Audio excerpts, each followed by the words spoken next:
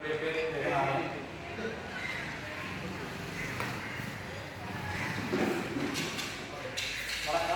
என்னுடைய பேர் ஜெகநாதன். நான் என்னுடைய முதலாளி. ஆனால் நான் வந்திருக்கிறது என்னுடைய கல்விப்படத்துக்கு முதலாளி பயணத்தை நான் வந்தது. வசந்தநாதன் ஜெகநாதன். நான் ஒரு ஆசிரியர். நான் வெளிவடக்கு சார்பாக என்னுடைய முதலாளி. ஆனால் நான் பேசக்கூடிய விஷயம் வெளிவடக்கு வெளி சுமந்து 35 வருடங்கள் முடிந்து 36வது வருடத்தில் நாங்கள் போராடி கொண்டிருக்கிறோம். மையடியில் போராடினோம், இப்போ மயிலடியில் போராடி கொண்டிருக்கிறோம், நலாலியில் போராடணும், மசாலான எங்களுடைய போராட்டம் தொடர்ந்து கொண்டிருக்கிறது. 36 வருடங்கள் அகதிகளாக இந்த நாட்டில் வாழ்ந்து கொண்டிருக்கிறோம். உண்மையிலே இந்த வழிவடக்கு என்பது 2 காரணங்களை இப்போ சொல்லிக் கொண்டிருக்கிறார்கள். எங்களுடைய உறுதிக்காணிகள் 2500 ஏக்கர் உறுதிக்காணிகள் இந்த வழிவடக்கில் இராணுவத்தால் கையகப்படுத்தப்பட்டிருக்கிறது. இதில் 400 ஏக்கர் புறமாக அரச காணி இருக்கிறது. அதில் பிரதான இராணுவ முகாமும் விமானப்படைத்துறையில் இருக்கும், விமானத்தளமும் ஆசிரியர் கலாசாலை இருக்கு, ஒரு சிவில் பாடசாலை இருக்கு. இது அரச காணியாக பிரதேச செயலகத்தால் குறிப்பிடப்படுகிறது. ஏனி அனைத்துமே உறுதிக்காணிகள். இந்த உறுதிக்காணிகளில் இப்பொழுது அங்கே சிறிய ஒரு சில முகாம்களை வைத்து ஏராளமான ஏக்கரை கையகப்படுத்தி வைத்திருக்கிறார்கள். வைத்திருப்பது மட்டுமல்லாமல் சிவில் பாதுகாப்பு திணைக்களம் என்ற பெயரில் எங்களுடைய வீடுகளை வழிபாட்டு தலங்களை இடித்து அழித்து அதற்கு மேலே விவசாயம் செய்து கொண்டிருக்கிறார்கள். இது எங்களுக்கு மிகுந்த வலியை தருகிறது. அது மட்டுமல்லாமல் இந்த விமான நிலைய விஸ்தரிப்பு என்ற ஒரு பொய்யை சொல்லிக்கொண்டு இந்த விமான நிலையத்தை விஸ்தரிப்புக்கான ஓடுபாடு 2400 மீட்டர் நீளமான ஓடுபாதை இருக்கும். இதில் 1300 மீட்டர் நீளமான ஓடுபாதையில் தான் இப்பொழுது விமானம் வந்து இறங்குகிறது. இது சர்வதேச விமான நிலையம் என்ற போர்வையில் இந்தியாவில் இருந்து இப்பொழுது ஒரு ஃபிளைட் தான் ஓடுது. 2 ஓடினது. திருச்சியில இருந்து ஓடினது, சென்னையில இருந்து. இப்ப திருச்சியில இருந்து வாயில சென்னையில இருந்து வருது. அந்த 80 பேர் ஏறக்கூடிய விமானத்துல 25 பேர் அப்படி வந்தார்கள். இப்பொழுது ஒரு தடவை விமானம் லேண்ட் பண்ணதுக்கு 6 லட்சம் ரூபாய் கட்ட வேண்டும். இப்பொழுது சென்னையில் இருந்து மட்டும் ஒரு விமானம் வரும். ஆகவே சர்வதேச விமான நிலையம் என்ற பேரில அதை வச்சுக்கொண்டு அதை சுற்றி ஏராளமான இடங்களை கையகப்படுத்தி வச்சிருக்கிறார்கள். அதை தாங்கள் பிடிக்க வேண்டும் என்று விததி பாதுகாப்பு அமைச்சர் பாராளுமன்றத்தில் சொல்லியிருக்கிறார். இராணுவத்தினுடைய பாதுகாப்பு தேவைக்காக 1600 ஏக்கர் வேண்டும் என்றும் விமான நிலையத்துக்கு 700 ஏக்கர் வேண்டும் என்று சொல்லியிருக்கிறார். இதை வன்மையாக கண்டிக்கிறோம். ஒருபோதும் எங்களுடைய உறுதிக்காணிகளை பிடிப்பதற்கு ஜனாதிபதி கூட பிடிக்கலாம். அவை இராணுவம் எழுந்தமானமாக இந்த தகவல்களை சொல்லிக் கொண்டிருக்கிறார்கள். ஆகவே இப்ப நான் பலாரி வீதிக்கு கிழக்கு பக்கம் பார்த்தோம்னு சொன்னார். ஜனாதிபதியாக வந்திருக்கிற முதலாவது டிசிசி மீட்டிங்ல ஜனாதிபதி உடனடியாக சொன்ன விஷயம் ரோடு கிழக்கு பகுதியை விட சொல்லியிருக்கிறார். இதுவரைக்கு அதுல 2 சிறிய முகாம்கள் இருக்கிறது. 350 ஏக்கர் மேற்பட்ட காணிகள் இன்னும் அங்கு விடுவிக்கப்படாமல் இருக்கிறது. ஏற்கனவே ரணில் விக்ரமசிங்கே அவர்கள் இருந்தபோது 344 ஏக்கர் விட்ட பகுதிக்கு செல்வதற்கு பிரதான வீதிகள் கூட விடுவிக்கப்படவில்லை. அங்கே விடுவிக்கப்பட்ட பகுதியில ஒரு இராணுவ முகாம் இருக்கிறது, லைட் இன்ஃபென்ட்ரி என்று சொல்லி. அதை விட பலாரி ராஜேஸ்வரி அம்மன் கோயில் 500 வருடங்களுக்கு மேற்பட்ட அந்த கோயிலுக்கு முன்னால் இருக்கிற கராச்சி அங்கு விடுவிக்கப்படாமல் விட்ட பகுதியில் இருக்கு. அதே போல விமான நிலையத்துக்கு தெற்கு பகுதியில வசாவளா, குடும்பசக்தி, கட்டுவர் என்று சொல்லி ஏராளமான கிராமங்களை சேர்ந்த ஒரு 500-600 ஏக்கருக்கு மேற்பட்ட காணி அங்கே ஆகக்கூடிய ஒரே ஒரு ஆட்மறை தளம் மட்டும் இருக்கிறது.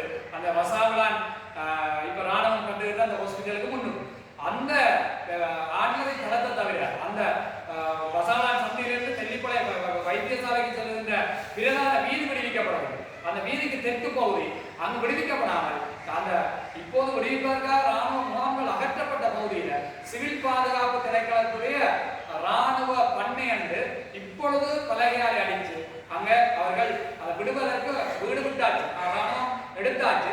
சிவில் பாதுகாப்பு திணைக்களம் இன்னைக்கு எங்களுடைய வாழ்க்கையில நாங்கள் வாழ ஆசைப்படுகிறோம். நாங்கள் ஒண்ணுமே கேட்கல.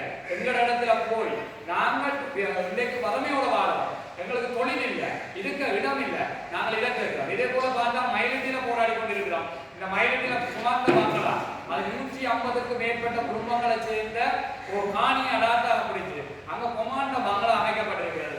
அங்க இருக்கிற அந்த பங்களா உண்மையில ராணுவ தளபதிகள் இந்த ஜனாதிபதி கூட அவ்வளவு சொகுசான வாழ்க்கை வாழ நாங்கள் ஏற்றுக்கொள்றோம். அவ்வளவு சொகுசாக வாழ்கிற அவருக்கு சப்பாத்தை கலட்டி அவரை காலை துடைச்சு அவருக்கு சப்பாத்தை போடும் அளவுக்கு அவர்கள் மிக சொகுசாக வாழ்கிறார்களே தவிர ஆராய்ச்சிக்காக இல்லை, அவர்கள் ஆத்தலாக வாழ்வதற்கு அவர்கள் ஆசைப்படுகிறார்கள். எங்களுடைய வீடுகள் இதை நாங்கள் ஏற்றுக்கொள்ள முடியாது. அதே போல இந்த மயிலட்டியில கலைமகள் பாடசாலையா இருக்கலாம், பல ஏக்கர் காணிகள் இன்னும் ஒரு சில ராணுவ முகாம்களை சாட்டாக வைத்துக் கொண்டு இவர்கள் வைத்திருக்கிறார். இதுதான் உண்மையான விஷயம். ஆகவே நாங்கள் கேட்கிற விஷயம் என்னென்றால், ராணுவ தளங்களை நீங்கள் படிப்படியாக அகற்றுங்கள். நீங்கள் எங்களுக்கு சொல்லுகிறது படிப்படியாக உதவும் என்று. நாங்கள் இப்பொழுது நேரே கேட்கிறோம், நீங்கள் ராணுவ தளங்களை படிப்படியாக அகற்றுங்கள். முதல் எங்களுடைய காணிகளில் எங்களை இருக்கணும், ராணுவ தளங்கள் இருக்கட்டும், எங்களுடைய இடங்கள்ல உறுதி காணிகளை நீங்க இருக்க விடுங்கள்.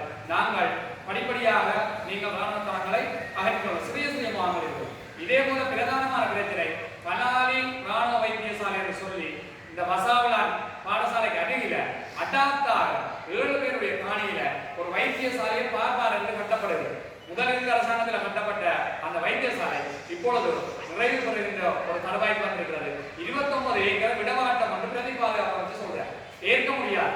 நாங்கள் இப்பொழுது சொல்லுகிறோம், சரி வைத்தியசாலை பிரச்சனையை சட்ட ரீதியாக பார்த்துக் கொள்வோம். நீங்க அதற்கு முதல் இந்த வைத்தியசாலைக்கு தெற்கால இருக்கிற மானம்பராக்குள்ளையா அதை சுற்றி 7 வன்னியர் கோயில் சொல்லி 7 கோயில்கள் கொண்ட பகுதி, அதில் எந்த ராணுவ தளமும் இல்லாமல் இந்த வைத்தியசாலையை சாட்டா வைத்து 29 ஏக்கருக்கு மேற்பட்ட காணி விடுவிக்கக்கூடிய காணி எம்மோடி என்று சொல்லி பாதுகாப்பு அமைச்சால விடுவிக்க கிளியர் பண்ணப்பட்ட பகுதி விடுவிக்காம வச்சிருக்கிறார். அதே போல பலாலி வீதிக்கு கிழக்கு பகுதி விவசாயம் செய்வதற்காக அந்த பகுதி எப்போ விடுவதற்காக கதைக்கப்பட்ட விஷயம் ஜனாதிபதி உட்பட.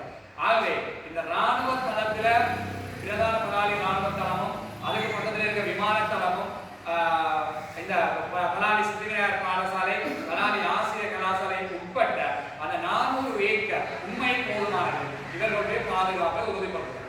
ஆனால் இப்பொழுது தென்பகுதியில் என்ன சொல்லுகிறார்கள், ராணுவத்தின் தேவைக்காக இவர்களை காணி கொடுக்க மாட்டேன் என்று இந்த வரிவடக்கு மக்கள் சொல்லுகிறார்கள் என்று சொல்லி தென்பகுதி மக்கள் குழப்பமாக இருக்கிறார்கள். நாங்கள் அவரிடம் அன்பாக கேட்டுக்கொள்கிறோம், இந்த நாட்டில் நாங்கள் சம உரிமையோடு எங்களுடைய உறுதி காணிகளிலே வாழ்வதற்கு விவசாயம் செய்வதற்கு எங்களுடைய மக்கள் இந்த மயிலட்டி பகுதிகளில் கையெட்டி பகுதிகளில் நிரந்தரமாக குடியேறி கடற்தொழில் செய்கிறதுக்கும் நாங்கள் ஆசைப்படுகிறோம். இதை நாங்கள் ஆசைப்படுகிறோமே தவிர நாங்கள் இந்த அரசாங்கத்துக்கோ யாருக்கோ விரோதமாக நாங்கள் இந்த போராட்டங்களை செய்யவில்லை. இதுதான் உண்மையான நிலைமையை நாங்கள் சொல்லியிருக்கிறோம். அதை விட 2010ஆம் ஆண்டு பிறகு காணிக்கமாத ஆலயம், செபஸ்தியார் ஆலயம், அதே போல வரசித்தி விநாயகர் மயிலட்டியில் இருக்கிற ஆலயம், விநாயகர் ஆலயம், அதே போல 16 பலாலி ரோட்டு கிழக்கால இருக்கிற மேற்கால இருக்கிற ஆலயம் உட்பட 21 ஆலயங்கள் யுத்தத்துக்கு பிறகு இடித்து அழிக்கப்பட்டு அந்த இடங்கள்ல விவசாயம் ராணுவ பண்ணை அமைக்கப்பட்டு கொண்டது. இதை நாங்கள் மிக வேதனையோடு பார்க்கிறோம். அதில் 5 பாடசாலைகள் இடித்தளிக்கப்பட்டிருக்கிறது. ஏனைய எங்களுடைய வீடுகளை இடித்து அத்திவாரங்களை கிளறி கொண்டே கடற்கரையில கொண்டு இன்றைக்கு இவர்கள் சிவில் பாதுகாப்பு திணைக்களம் என்ற பேரில் அங்கு மிக சொகுசாக வாழ்ந்து கொண்டிருக்கிறார். அவர்கள் பாதுகாப்புக்காக இந்த இடங்களை வைத்திருக்கவில்லை. இவர்கள் தாங்கள் சொகுசாக வாழ்வதற்காகவே இந்த காணிகளை வைத்துக் கொள்கிறார்கள். நாங்கள் ஜனாதிபதியிடம் கேட்டுக்கொள்கிறோம், இந்த வரிவடக்கு மக்கள் தாங்கள் உங்களுக்குத்தான் அதிகளவான பேர் விரும்பி வாக்களித்தவர்கள், உங்களை நம்பினவர்கள், இந்த மக்களுடைய காணி மக்களுக்கு தான் என்று சொன்ன அந்த ஜனாதிபதியை நம்பித்தான் இந்த மக்கள் வாக்களித்திருந்தவர்கள். ஆகவே இது தொடர்பாக நாங்கள் ஏற்கனவே சொல்லியிருக்கிறோம். விபம் ரட்நாயக்க சார் அவர்களுக்கு அமைச்சருக்கு இந்த விஷயங்கள் நன்றாக தெரியும். அதே போல தர்ஷன கெட்டியாராஜி, மகேஷ் சேனாநாயக்கர் போன்ற ராணுவ தளபதிகள் இருக்கிறார்கள். அவர்களையும் சேர்த்து ஜனாதிபதி நேரடி இந்த பகுதிகளை என்ன விஷயம் நடக்கிறது என்ற விஷயங்களை நேரடியாக ஆராய்ந்து நீங்க வந்து பாத்தீங்கன்னா வழிவடக்கில செம்மண் பூமி, இது காடு இல்லை, இந்த பகுதியை ஒரு வனாந்தரமாக ஒரு காடாக காட்சிப்படுத்தி வர்றவர்களுக்கு இந்த செய்திகளை மூடி மறைத்து இந்த பகுதியை அடாப்டாக வைத்திருக்கிறார். ஆகவே இந்த இடங்களை விட்டு தர வேண்டும் என்று இந்த இடத்தை